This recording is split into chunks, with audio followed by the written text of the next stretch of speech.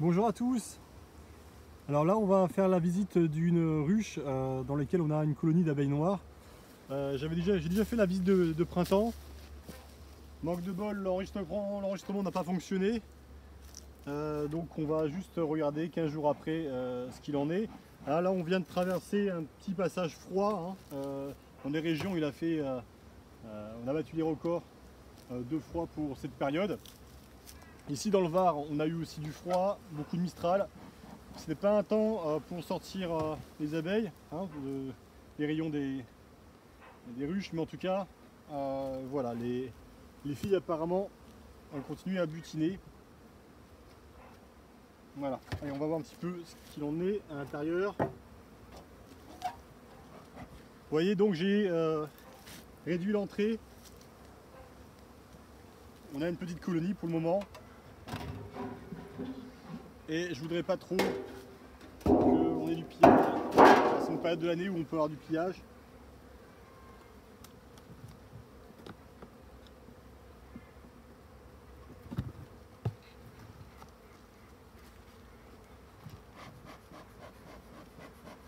Voilà, abeille noire, donc un petit peu nerveuse cette colonie en principe. Et on va voir ce que ça donne depuis quelques semaines, enfin 2 semaines qu'on a visité. Donc déjà, partition, pas mal de monde près de la partition. Je sais pas, est-ce que ça enregistre encore? Tant mieux, voilà. J'espère que on pourra faire toute la visite ensemble, que l'appareil va pas nous lâcher.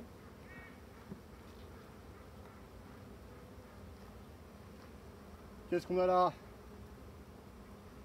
On a de la cire qui a été tirée. Alors je sais pas si c'est ce que j'ai rajouté, la gaufrée. En tout cas on voit bien qu'il y a des larves. Tous les stades à ce niveau-là. Ici aussi c'est pondu. Donc on a une ponte sympa.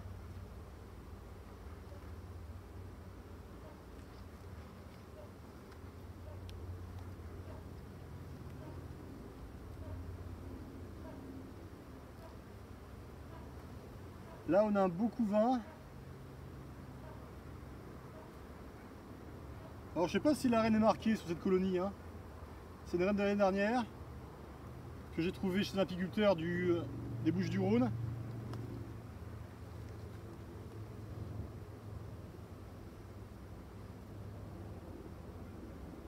Ouais, il y a du beau couvain, il y a encore des réserves. Alors faut faire attention en ce moment parce que avec ces nuits froides, dans certains coins et des gros couvains comme ça, les abeilles ont besoin de quand même beaucoup de sucre pour réchauffer le couvain, le maintenir à température. Donc ça consomme beaucoup de miel, miel, nectar, donc voilà. Si jamais quand on a peur, vaut mieux laisser au début de printemps un peu de candy pour que tout le monde ait de quoi de manger. Ok, vous voyez, on a quand même là sur ce cadre et l'autre, on a beaucoup de couvains fermés. Ce qui veut dire que couvain fermé, bon, c'est aussi des nourrices probablement qui sont inactives. Là on a du couvain de mâle ici sur le côté. Donc nourrice inactive, s'il n'y a plus de place pour la reine pour pondre, ça veut dire quoi? Ça veut dire qu'on peut se retrouver rapidement sur un essaimage. Donc là, je pense qu'on a vu l'essentiel. On va continuer quand même, mais bon, voilà, encore beaucoup de couvains, pas mal de pollen ici, des réserves de miel au-dessus.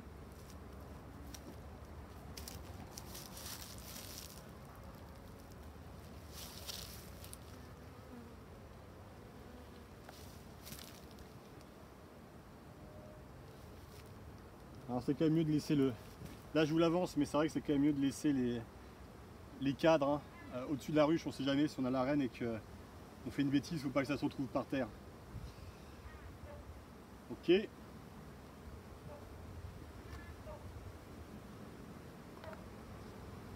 Allez, on y est presque. C'est presque fini les filles. Elles sont cool Voilà, le couvain fermé ici, du pollen tout autour. Là je vois qu'on a de la nacre, couleur nacrée au fond des alvéoles ici. Hein, voilà, ça veut dire qu'en fait on a des jeunes larves et avec de la gelée royale qui se trouve au fond. Hein. Hein, les larves d'ouvrières sont nourries durant 3 jours avec de la gelée royale, 3 premiers jours. Après elles passent sur de la bouillie larvaire, hein, plein d'abeilles et puis nectar, miel, quelque chose de moins nutritif. Donc ce qui différencie une reine d'une ouvrière, c'est simplement ce qu'elle mange durant quelques jours de vie larvaire. Là aussi pareil, couvain, pas mal de pollen. Bah, c'est pas mal hein, tout ça. Une belle colonie, bien populeuse. Faut surveiller parce que ça peut essaimer hein, rapidement. Donc en même temps, c'est qu'on n'a pas fait, j'ai pas fait trop attention. Hein. Enfin, j'essaie de regarder, mais j'ai pas vu de cellule royale. Là, on a donc notre cadre qu'on avait placé. On a un couvain de mâle, hein, un cadre à mâle. J'avais mis en fait un cadre de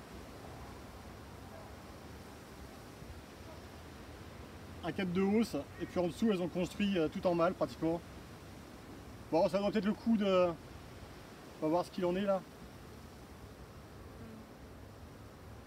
Ouais, on pourrait le castrer pratiquement. Donc là, vous voyez, le couvain mâle est connu pour attirer davantage les varrois. Là, ce serait bien si on le castre, hein, qu'on le coupe, on détruit le couvain. Mais en même temps, on se débarrasse des varrois. Là, c'est la cire qu'on a placée il y a 2 semaines. Vous voyez, elle n'est pas tirée complètement.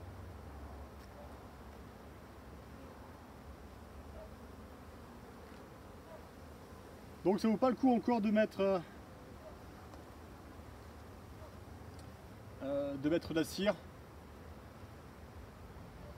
Ce qu'il faudrait, je pense, quelque chose comme ça, c'est de faire un dégraissage.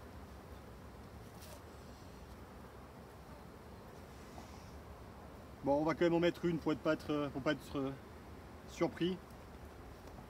Alors je vais voir ce qu'il en est au niveau du temps de la vidéo. Ah, vous êtes encore là, super.